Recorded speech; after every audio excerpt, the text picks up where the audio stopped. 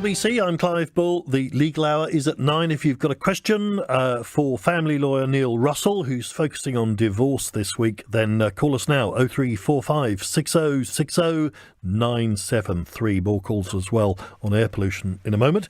First, though, the variation in the availability of GPs in different parts of the country is shocking, according to doctors' leaders. Analysis has found that close to a threefold difference between the areas with the most and the fewest doctors. For example, Swale in Kent, there's one GP for every 3,300 patients.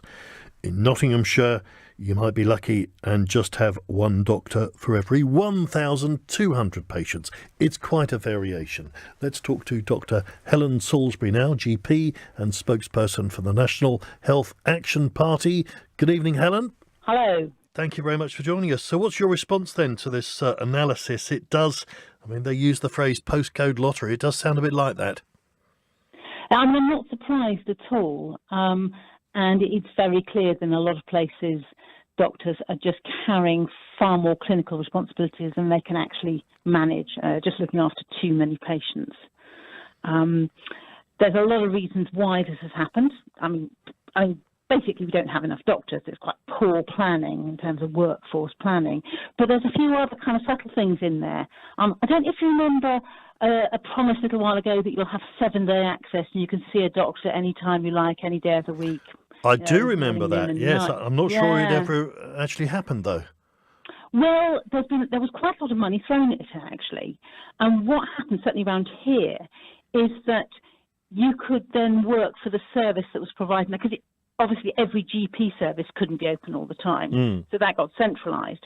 So a lot of GPs then moved from being standard GPs, having a list of patients that they personally knew and looked after, to doing this 7-day access work, which was early mornings, evenings, weekends, where you just saw people in an emergency. They weren't like regular appointments. Right. Although you certainly didn't take any responsibility for those. So it's a lot less hard work in some ways because you just see the patients once.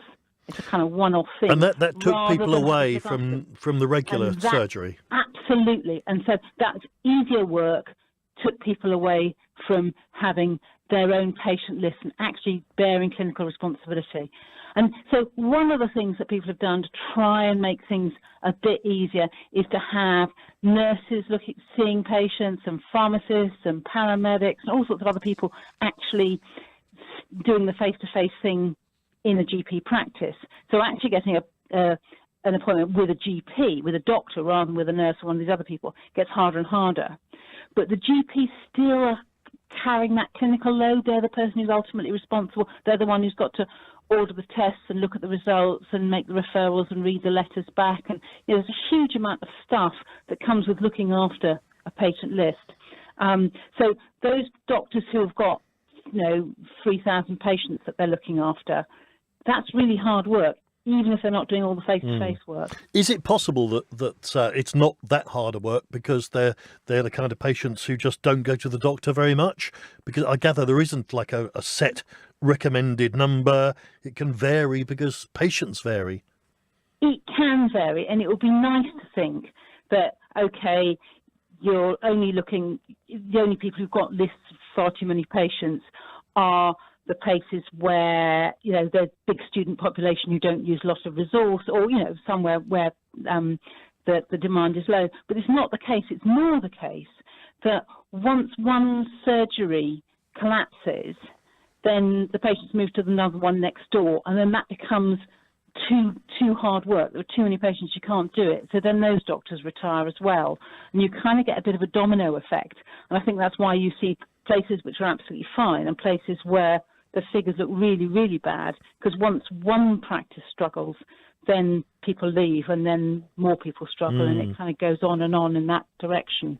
All right, Helen, thank you very much. Dr. Helen Salisbury there, GP and spokesperson for the National Health Action Party. I'm Clive Bull.